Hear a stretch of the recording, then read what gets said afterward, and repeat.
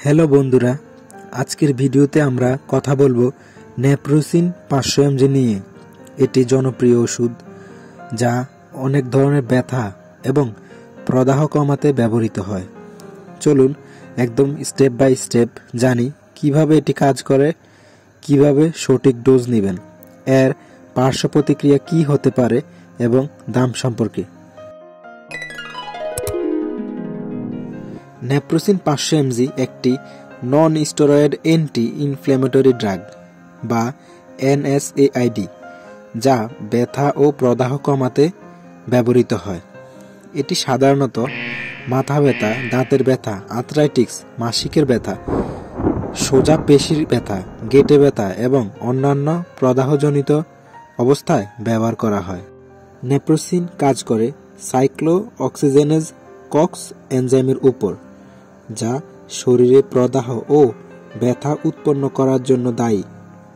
Prostaglandin নামক প্রদাহ উৎপন্ন করে। এটি কক্স-2 এনজাইমের উৎপন্ন কমিয়ে প্রদাহ এবং ব্যথা দূর করে। নেপ্রোসিন 500 mg সাধারণত দিনে 2 বার খেতে হয়, তবে ডোজ আপনার চিকিৎসকই নির্ধারণ করবে। সাধারণত ডোজ প্রথমে 500 mg একটি ট্যাবলেট দিনে 2 বার, তবে আপনার স্বাস্থ্যগত পরিস্থিতির উপর করে চিকিৎসার ডোজ কমাতে এবং বাড়াতে পারেন। ডোজ সঠিকভাবে নেওয়ার জন্য চিকিৎসকের পরামর্শ মেনে চলা অত্যন্ত গুরুত্বপূর্ণ। এটি বিভিন্ন ধরনের ব্যথা ও প্রদাহের কার্যকর, বিশেষ করে আর্থ্রাইটিস ও রিউমাটয়েড আর্থ্রাইটিস ব্যথার জন্য কার্যকরী ও কাজের কারণে যে কোনো ধরনের পেশি বা জয়েন্টে ব্যথা হলেও চিকিৎসক এই ওষুধটি প্রেসক্রিপশন করে থাকেন।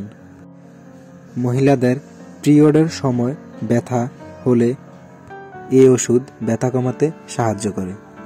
মাইগ্রেন বা সাধারণ মাথা ব্যথা হলেও এই ওষুধ সেবনের ফলে মাথা ব্যথাও কমতে পারে। নেপ্রোসিনের কিছু পার্শ্ব প্রতিক্রিয়া থাকতে পারে, তবে এটি সকল ক্ষেত্রে দেখা যায় না। কিছু সাধারণ পার্শ্ব প্রতিক্রিয়া: গ্যাস্ট্রিক বা পেটের সমস্যা, গ্যাস্ট্রাইটিস, আলসার হতে পারে, বমি বা মাথা ঘোরা সমস্যা হতে পারে, ডায়রিয়া বা কনস্টিপেশন হতে পারে, স্নায়বীয় অস্থিরতা বা অনিদ্রা।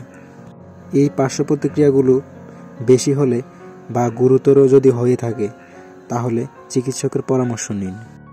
নেপ্রোসিন 500 mg এর সাধারণত প্রতি পিস ট্যাবলেটের দাম 16 টাকা, প্রতি পাতার দাম 160 টাকা। এই ওষুধটি সকল ফার্মেসিতে পাওয়া যায়, তবে সেবনের পূর্বে চিকিৎসকের পরামর্শ নেওয়াটাই খুবই জরুরি। আশা করি ভিডিওটি আপনাদের কাজে এসেছে। নেপ্রোসিন 500 mg সম্পর্কে যদি আরও কোনো প্রশ্ন থাকে তাহলে কমেন্টে জানাতে পারেন। ভিডিওটি ভালো লাগলে লাইক অবশ্যই করবেন এবং চ্যানেলটি সাবস্ক্রাইব করবেন। ধন্যবাদ।